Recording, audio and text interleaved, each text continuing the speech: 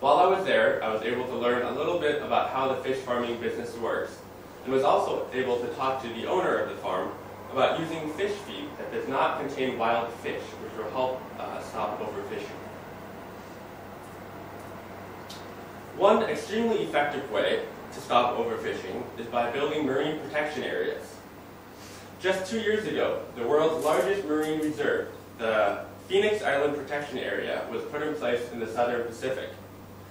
In this protection area, which is about the size of California, there is absolutely no commercial fishing allowed. These kinds of protection areas have proven very effective, as a recent study along 600 miles of the Great Barrier Reef, where fishing was also banned 2 years ago, showed that the population of the endangered grouper fish was up 68% compared to areas where fishing had continued. A lot of countries are hesitant to make these protection areas because they think that they will lose the money they got from the commercial fishing companies, but the Phoenix Island area has experienced an economical boom due to the increased tourism and scientific research that the protection area has generated. Stricter fishing laws, fish farming, and marine protection areas are global solutions, but there are some things that individuals can do to help stop overfishing. One thing that individuals can do is to reduce the demand for certain species. As long as there is high demand for certain species, commercial fishing companies will do whatever it takes to meet that demand. As seafood consumers, we need to lower the demand for threatened species like tuna, halibut, salmon, shrimp, swordfish, and red snapper. I have pamphlets that were put out by the Monterey Bay Aquarium. These show fish that are good to eat, ones that are good alternatives, and ones that you should definitely avoid. If any audience members would like some, I have some, so you can come up and get them after the presentation.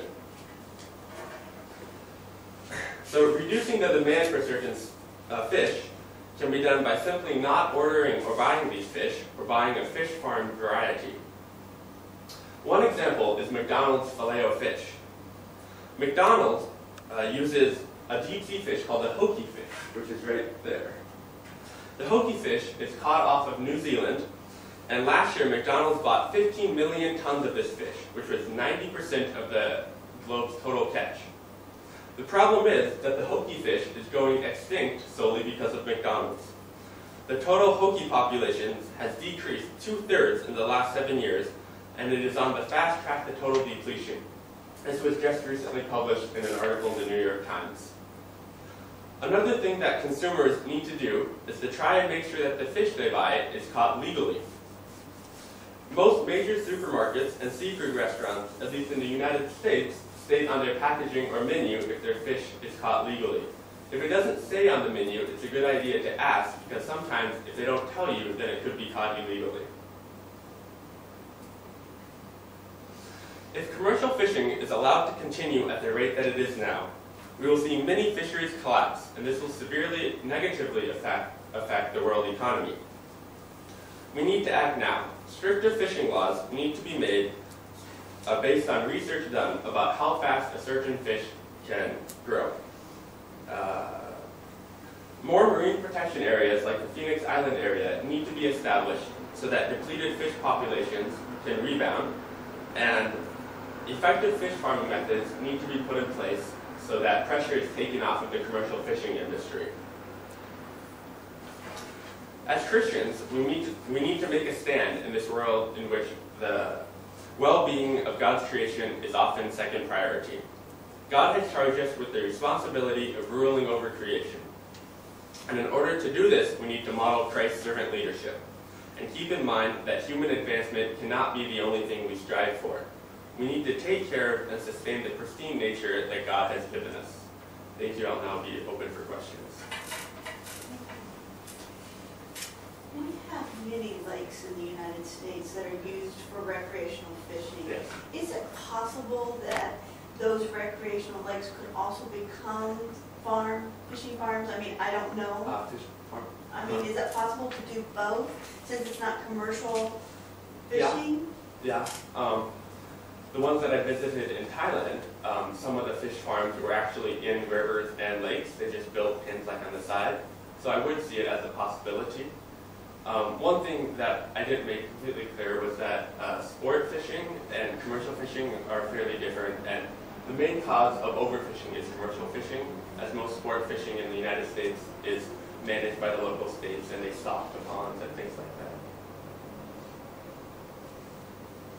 I was wondering on those lines, since this is a global issue, we talked about the UN, we need to be involved. What does it mean right now to fish illegally? Like who is it? Right now the laws are set by individual countries. There is, I think it's called the United Nations Fishery Council, which sets out advisories, but they don't have any power to enforce those right now. So individual companies do set the laws, and worldwide there's a 200-mile exclusive economic zone, which means that 200 miles out from a certain country's shore is their waters, and they get to choose who gets to fish in it.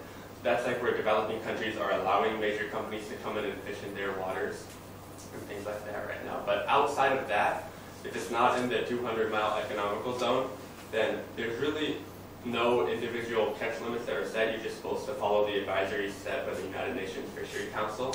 So that area isn't very enforced. So there's not really anybody out policing? No. Like checking those? Not outside the 200-mile zone. As I mentioned, NOAA, the National Oceanic and Atmospheric Administration, does have patrol boats that they send out, but they don't really have any power to enforce. They advise. It's mostly what they do. Okay. Well, there's something that I've asked myself many times. I know that, and probably you know this, a tuna needs to live in open sea. Yes.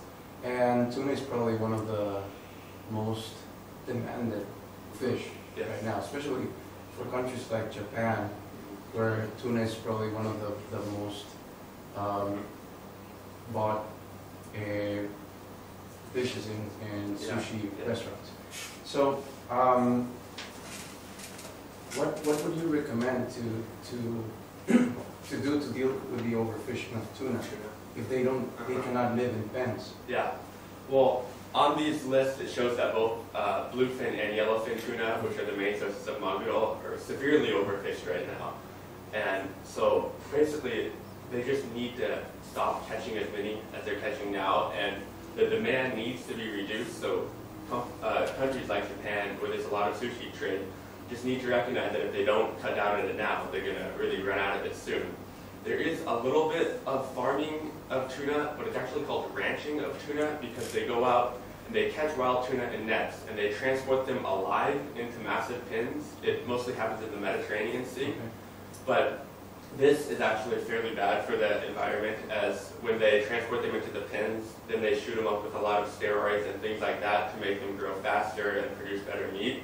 So that definitely damages the ecosystems around there, as different diseases come from those fish that have been treated. So basically what you're saying is that countries should have a quota of the amount of fish that they are allowed to. Yes. There's an international, I don't know exactly the name, but some kind of international tuna association, and they just recently made headlines because they failed to come to a decision to lower the amount of total tuna caught. So a lot of environmental groups are bashing them for that, but they need to definitely come to a quick decision. And then if they come to a decision, they actually have power over the tuna fishing global. So if they come to a decision, then countries have to abide by what they say. Do you feel like public awareness, like this New York Times writing this article, puts pressure on companies like McDonald's and how they're fishing? Is that maybe one way that we can finally get the message to these companies that, and maybe even to consumers, because I wasn't aware of this at all, Yeah, definitely. This issue has kind of taken a backseat to like global warming and things like that, but yeah, awareness definitely needs to be raised, because there's a lot of things that people could do, just not ordering fish or putting pressure on companies to make sure that their fish are caught legally and things like that. Fillet of fish. Sorry. I'd like to. I was wondering, I guess, about, you mentioned the biblical perspective, and we need to take care spirit God's creation. Are these fish farms humane? Like you went and you visited one. How is that? Is that kind of the humane circumstance Yeah, for the fish? It depends on the fish farm. The ones that I visited in Thailand were actually run by a Christian mission, and yeah, it's very humane. Some of the fish farms, see, if you look in your pamphlets, actually it says tilapia fishing from farming in Asia is actually on the avoid list, but I did some research into that, and it showed that the ones to avoid are the ones from China and Taiwan, because they use a method of fish farming that is an open system, so all the waste from the fish farm just goes straight into the river or the lake, and that definitely damages the ecosystem around there. But the ones in Thailand, let me see if I can find the slide here.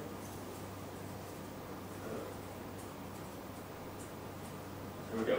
Like these are actually big ponds, but they're a closed system, and they have a filter and everything, and they reuse their water actually many, many times over. So it's definitely a very environmentally safe method that they're using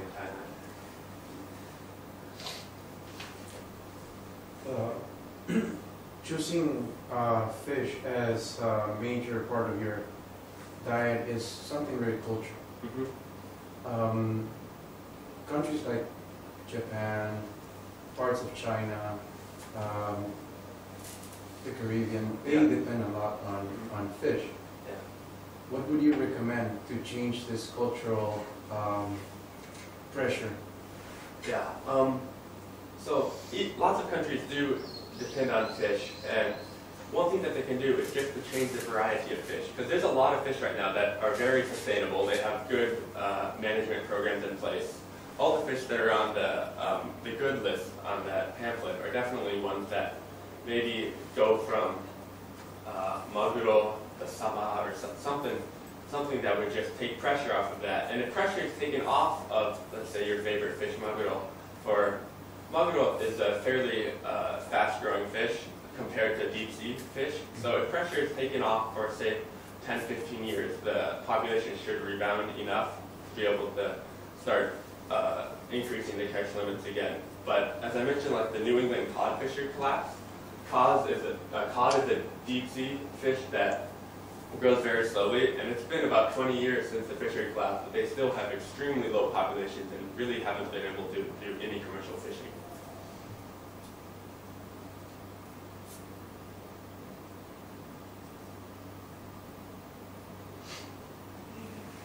Any more questions? Okay, thank you for listening.